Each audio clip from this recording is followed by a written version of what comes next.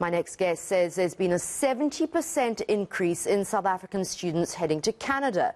South Africans have to head far and wide because our universities simply cannot accommodate all those who want to study. So what makes Canada a choice destination, and why the massive exodus from SA?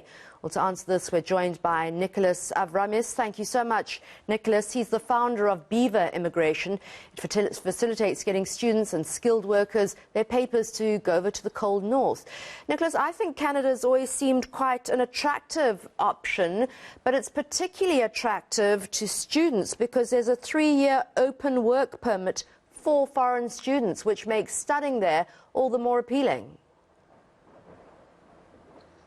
Good morning. Thanks so much for having me. That's correct. Canada hosts about 700 to about 730,000 foreign students every year. It's actually the #1 destination for foreign students around the world.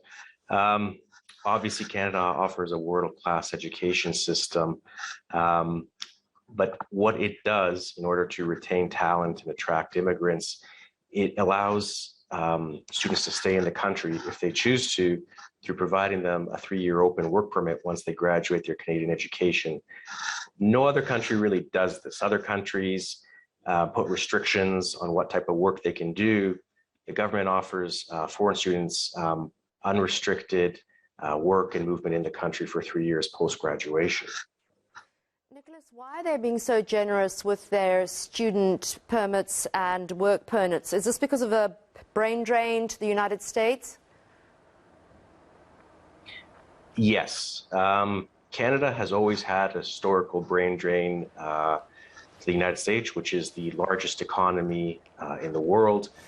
For years, they've been poaching our high-skilled workers, especially in the IT field.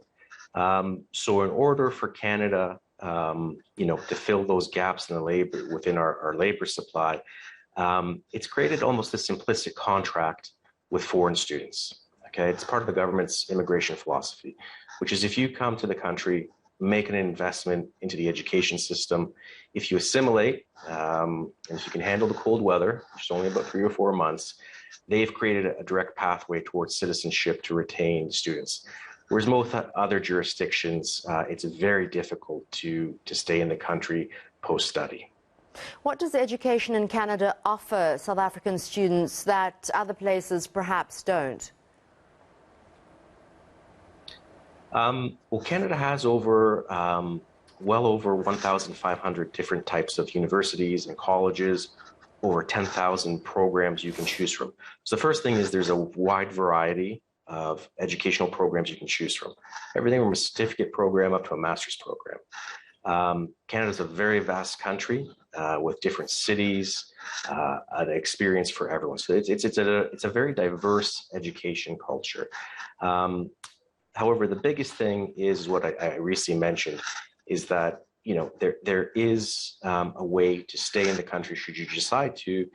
And the other big thing that differs Canadian education from other jurisdictions is, obviously we have universities at a higher academic level, but we have also a lot of vocational training schools and colleges that are closely aligned with industry.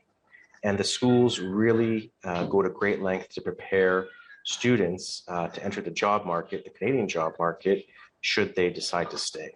So that's a really hallmark of Canadian education, which is the partnership and linkages to industries to transition students into the workforce. Nicholas, very quickly, what sort of skills is the Canadian government looking for in terms of people who want to emigrate and can't find jobs elsewhere?